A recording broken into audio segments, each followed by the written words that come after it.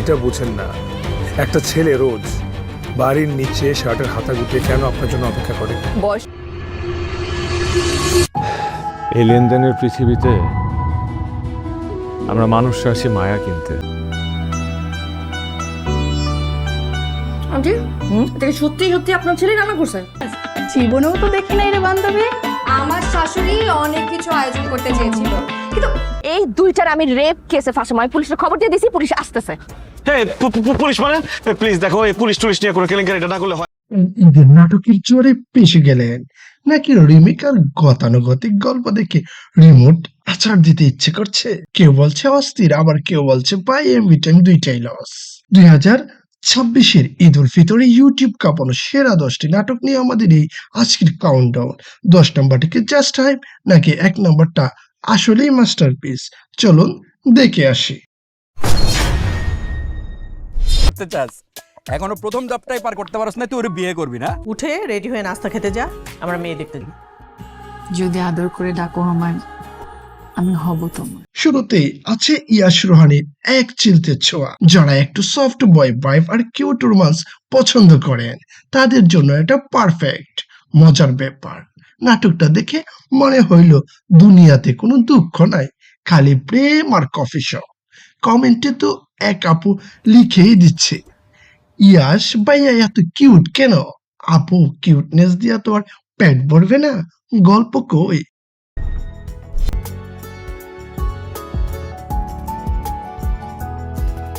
বলেছেন বাবুর অপারেশনের পরে বেঁচে থাকার চান্স 50-50।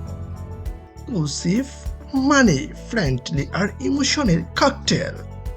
গল্পের কনসেপ্ট ভালো, কিন্তু তৌসিফ ভাইয়ের সেই চিরচেনা হাসি কান্না এক্সপ্রেশন। সেটাই জয়নাল, যেটা জয়নাল সেটাই Jack, same same but no different.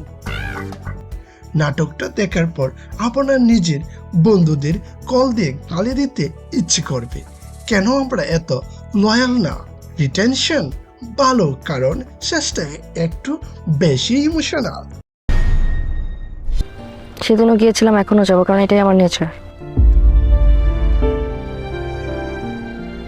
Niloy ভাই এবারও আর সিগনেচার কমেডি নিয়ে হাজির। ইগু বনাম ভালোবাসা। নাটকের নাম সরি বলবো না হলেও নাটকের শেষে ঠিকই সরি বলতে হয়েছে। আমাদের নীলল ভাই তো আবার বইয়ের কাছে হার মানতে ওস্তাদ। যারা হালকা বিনোদন চান তাদের জন্য এটা মাস্ট ওয়াচ। নো বেল মানে যার কোনো বেল নাই, বুঝেন নাই? আপনি ওকে ছেড়ে দিচ্ছেন, খুব ভালো করছেন। আপনি ছেড়ে দিচ্ছেন দেখি তোকে আমি পালছি। নিলয় আলমগীরের আরেকটা ধামাকা, তবে এটা একটু ডিফারেন্ট। এখানে কমেডির চেয়ে সিচুয়েশনাল হিউমার বেশি। মানুষ বলছে নিলয় ভাই এখন জাস্ট বিনোদনের মেশিন, তবে কিছু সিন দেখে মনে হয়েছে লজিক কি ছুটিতে গেছে। যাই হোক গে, বিনোদন তো পাইছি। বসুন্ধরায় 5 কাঠা জমি কিনেছো? আমাদের এই ফ্ল্যাটটা ছোট হয়ে যায় তো। আর তোমার এখানে সিকুয়েল মানেই রিস্ক, কিন্তু তৌসিফ এখানে উতরে গেছে। জামাই তো একটা মাল্টিন্যাশনাল কোম্পানিতে চাকরি করে চাচা। বুবলির কথা বলার স্পিড দেখে মনে হয়েছে 4G নেটওয়ার্ক ফেল।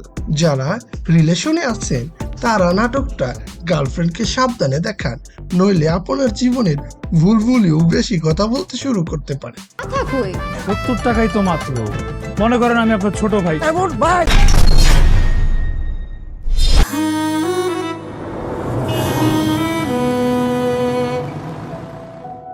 জীবন এবার একটু সিরিয়াস।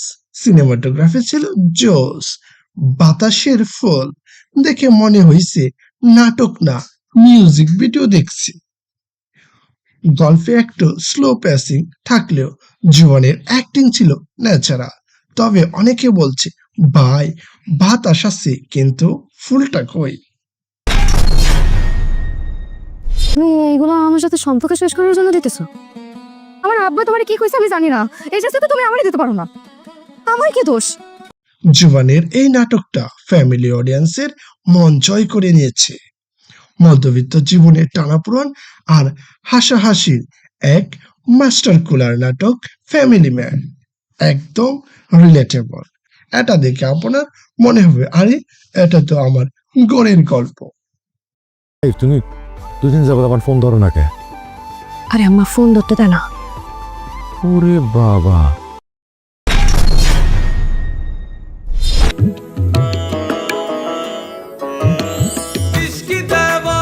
লিস্টে 3 নম্বরে আছে ফারহান ভাইয়ের ল্যালিন। এখানে কমেডি নাই, আছে পিওর ক্যারেক্টার ট্রান্সফরমেশন।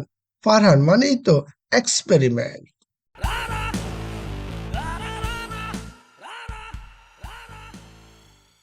ফারহান ভাই কি খাওয়া দাওয়া ছেড়ে দিছেন? যা শুকাইছেন ল্যালিন ক্যারেক্টারের জন্য। দর্শকরা বলছে ভাই অনেক কাঁদালেন, আবার একটু হাসান। আজকে যদি কারেন্ট যায় অন্ধকারের মধ্যে বিশ্ব জামাল কবিরাজ ফারহানের আরেকটা মাস্টার ক্লাস, গ্রাম্য পলিটিক্স আর জামাল কবিরাজের পেঁচাল। কবিরাজি করতে গিয়ে ফারহান যা যা করছে দেখে মনে হয়েছে ইউটিউব এখন ডাক্তারের চেয়ে কবিরাজের ডিমান্ড বেশি।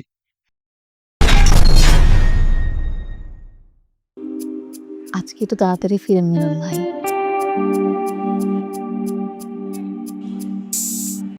And নাম্বার 1 is জুবানের সিট কিনে। এই নাটকটি নিয়ে এখন ইন্টারনেটে জ্বর বইছে। কেন? কারণ এটার গল্প আনপ্রেডিক্টেবল। আপনি ভাবছেন একদিকে যাচ্ছে কিন্তু মোড় নেবে অন্যদিকে।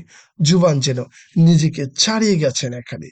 এই ঈদে যদি একটা নাটক দেখতে চান যা আপনার মাথায় গেঁথে থাকবে সেটা হলো সিটকিরি। মেকিং, ডায়লগ আর এন্ডিং সবই ছিল একদম অন পয়েন্ট। অনেকে তো বলছে এটা নাটকের চেয়েও বড় কিছু। তো এই ছিল 2026-এর ঈদ ধামাকার টপ 10। আমার লিস্টের সাথে কি আপনার লিস্ট মিলেছে নাকি ফেভারিট নাটকটি আমি বাদ দিয়ে দিয়েছি? জলদি কমেন্ট করে আপনার মতামত জানান। বা 1 নম্বরে কোনটি থাকা উচিত ছিল, বা 1 নম্বরে কোনটি থাকা উচিত ছিল সেটাও জানাতে পারেন। ধন্যবাদ।